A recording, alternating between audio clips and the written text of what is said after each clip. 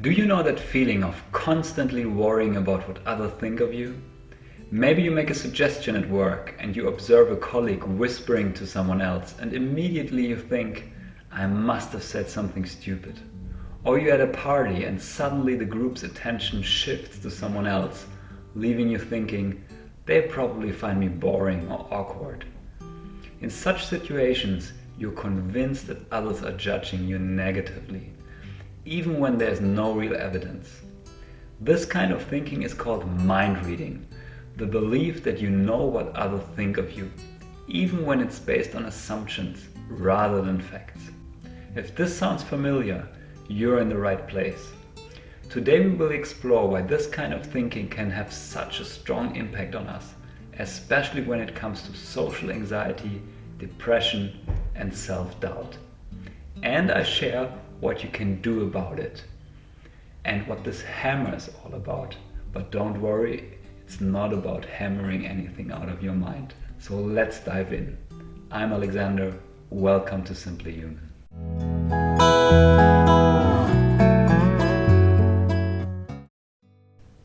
Mind reading is an automatic thought pattern, meaning it's a fast, unconscious process in the brain. And in many ways, that's a good thing. It helps the brain save energy and process information quickly.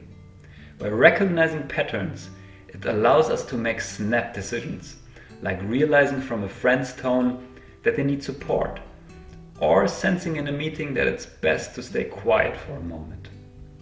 This ability makes social interactions smoother and helps us respond appropriately, without overthinking every step. But sometimes this process works against us, especially when it comes to social anxiety, depression and self-doubt. Why? Because our brains aren't always accurate in their interpretations. Here's why. First, the brain's negativity bias.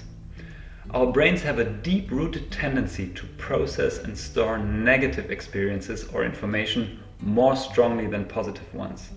When faced with uncertainty, we instinctively fill the gaps with negative assumptions. This has an evolutionary background. It was meant to protect us from danger. But in social situations, it can create unnecessary fear and insecurity. Second, unchecked assumptions. Automatic thoughts like mind reading are often inaccurate and shaped more by past experiences than by current reality. If you have ever been bullied, laughed at, or excluded, your brain may still expect rejection, even when it's no longer true. You could be in a completely different situation today, surrounded by respect and friendship, yet your mind clings to old fears. And third, destructive spirals. Mind reading can take on a life of its own and lead to a vicious cycle of negative thought spirals and self-devaluation. The more you believe these assumptions, the harder it becomes to see reality clearly. Many people feel stuck in the spiral and it only reinforces their fears. So how can you recognize when mind reading is going too far? Here are 3 warning signs. First, your mind reading is rigid and doesn't allow for alternative explanations. I give you an example. Your boss is a bit short with you and you think, he's not happy with my work. You don't consider other possibilities like stress or personal issues he might have.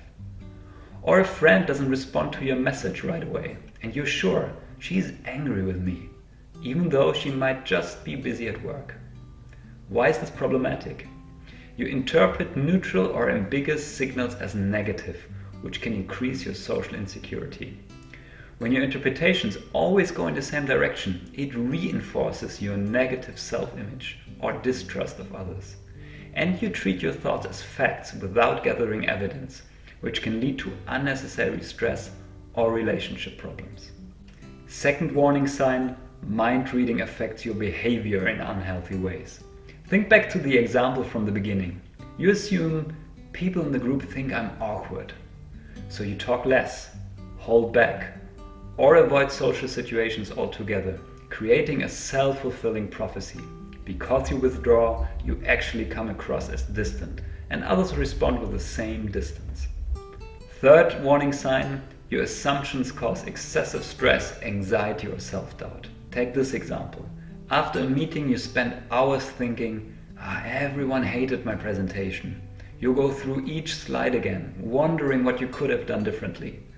At night, you can't fall asleep because your mind keeps replaying the reactions of one participant.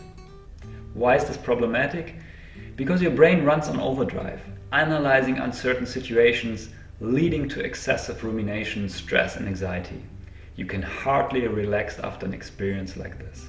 So what can you do to stop mind reading? I will show you 3 types of techniques and you can test what works best for you.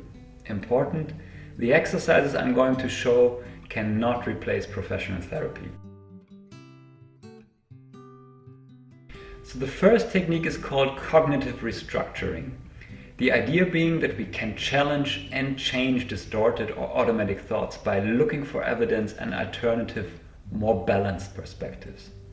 The goal is to replace negative thinking patterns with more realistic and helpful ones. Now let me show you how it works. You will need a piece of paper and a pen. First step, remember a stressful or challenging situation and remember what you thought in this moment. For example, I believe my boss thinks I'm managing my project poorly. Maybe you have supporting evidence like, in the last meeting he gave me a stern look. In the second step, we focus on feeling the emotional impact of the thought. Now it's important to connect with your body because all emotions have a physical component. Place one hand on your stomach or chest and take a moment to check in with how you feel physically while focusing on this negative thought. What sensations arise? Sometimes it's helpful to close your eyes. You might feel tension in your stomach, tightness in your chest, or perhaps sadness, anger, or even shame. Now rate the intensity of the emotion you're experiencing on a scale from 0 to 100. How intense is the feeling? Is it 20, just a mild discomfort, or is it a 90, overwhelming and consuming? Write this number down. Third step, write down the thought you've been focusing on. So in our example, my boss thinks I'm managing my project poorly. Now place the paper in front of you and look at it. And now reconnect with your body. Tune into the emotions you identified earlier and check if the act of writing the thought down has made any difference. Has the intensity shifted, even slightly? Or do you notice no change at all? Again, rate the intensity of the emotion you're experiencing from 0 to 100. Often my clients report that by writing down the thought, they already feel a little relief. This is because writing down the negative thought creates a physical distance between you and the thought, allowing you to view it more objectively.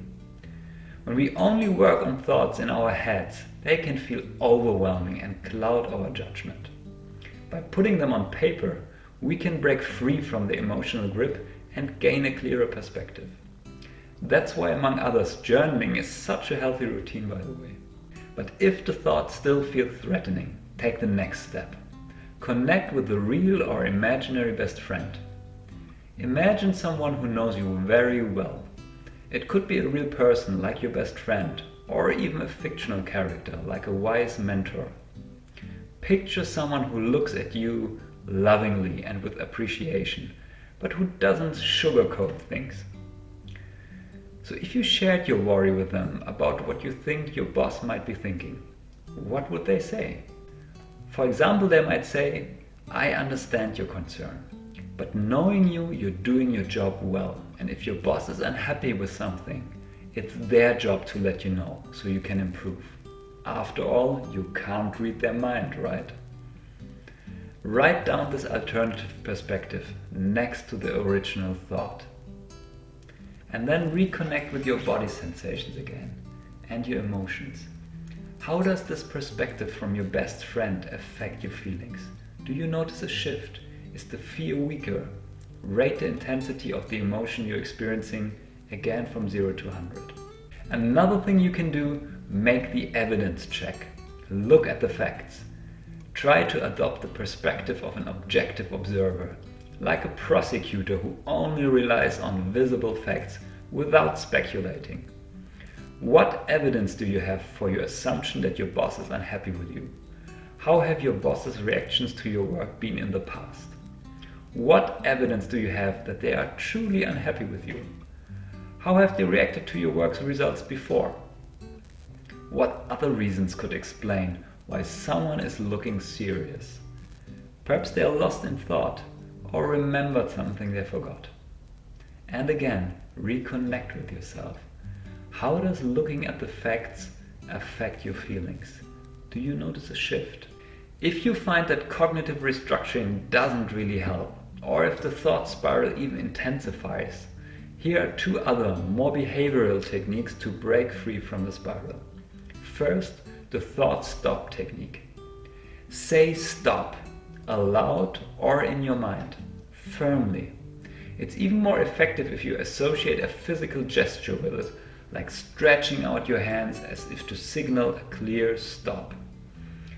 This deliberate break helps interrupt the automatic thought spiral and regain control. Then you can consciously focus on something else. Second, limited rumination technique. Instead of getting lost in endless rumination, set a time limit. For example, I'll think for 2 more minutes about whether my boss is happy with my work, but then I'm done. Set a timer and stick to it. Once the time's up, shift your focus to something else. The great thing about this technique is that it allows your thoughts some space, but prevents them from overwhelming you. Third, visualization techniques. Sometimes it helps to change your rumination not just mentally, but also by using visual techniques, shifting the way you think about the problem through imagery. Here are 3 effective visualization techniques. First, the thought carousel. Close your eyes and listen to yourself. In which direction are your thoughts spinning when you are stuck in a thought spiral? Left or right? Now consciously imagine turning the carousel in the opposite direction. Observe what happens. This trick often helps interrupt the thought cycle. Second, the wipe away technique. Imagine your troubling thoughts are loose papers on a desk in front of you. Now mentally, take your hand and swipe them with a fluid motion. Feel. Does it feel lighter? If not, try again, maybe with a more decisive movement. And third, the time travel technique. Picture your future self and ask, will this matter in a week, a month, or a year? Often this helps reduce the significance of the worry. There are many more visualization techniques out there. I've shared a few examples in the video description. Finally, here's a mindfulness exercise that helps bring your attention away from your head, away from the ruminating thoughts, and back into the present moment.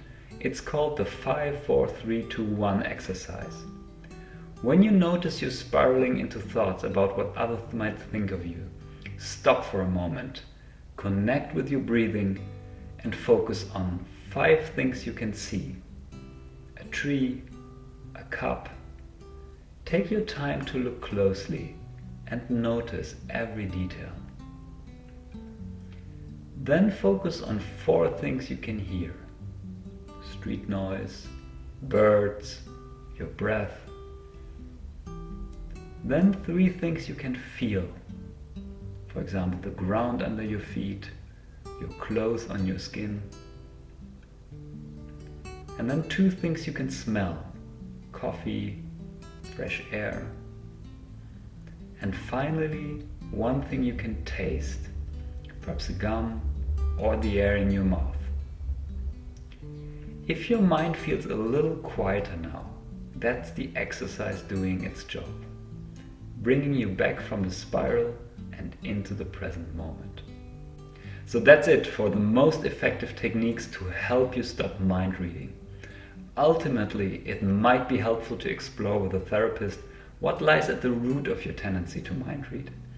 Often, deep-seated attachment fears, self-doubt, or difficult childhood experiences play a role. Understanding this can help you see that mind reading is often a protective or survival mechanism, an attempt to shield yourself from deeply rooted fears, such as not being good enough or unworthy of love. And now for the solution to the mystery of why I brought this hammer. There's a famous short story by Paul Watzlawick from his book The Situation is Hopeless but Not Serious, The Pursuit of Unhappiness, which reminds us why it's worth putting a stop to excessive mind reading. So here's the story. A man wants to hang a picture. He has the nail, but not the hammer. His neighbor has one, so he decides to ask to borrow it. But then doubt creeps in. What if the neighbor doesn't want to lend it to me? Yesterday the neighbor only greeted him briefly. Maybe he was in a hurry, but maybe he is mad at me. What did I do? I didn't do anything. If someone asked to borrow a tool from me, I would give it right away. Why doesn't he? How can anyone refuse such a simple favor? People like him make other people's life miserable, and now he probably thinks I'm dependent on him just because he has a hammer. Enough is enough. So he storms over, rings the doorbell, and before the neighbor can even say hello, the man shouts, "You can keep your hammer." So I hope you found this video helpful. Let me know which of the techniques work best for you. Or if you have any other strategies to add, feel free to share them in the comments. And don't forget to subscribe so you never miss an update.